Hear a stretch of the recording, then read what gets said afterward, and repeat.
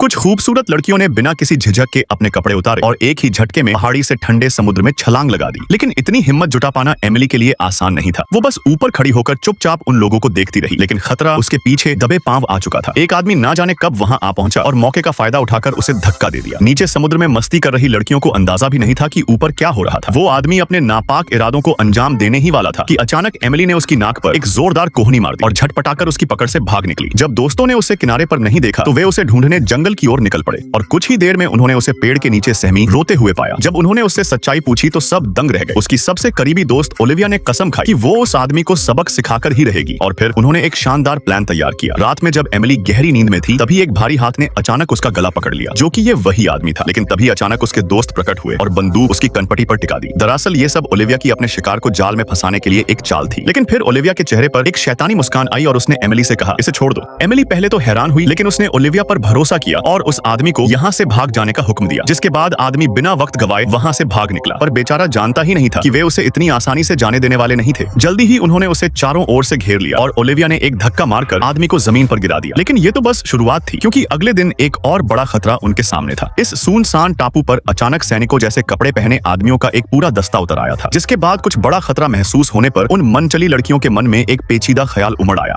तभी एमिली ने अपनी स्नाइपर उठाई और एक भाग्यशाली शिकार चुनने के लिए तैयारी की। लेकिन ना जाने क्यों वह उन पर फायर नहीं कर पा रही थी। पर ठीक उसी पल एक आदमी अचानक जाग उठा और सीधा उनकी ओर देख लिया।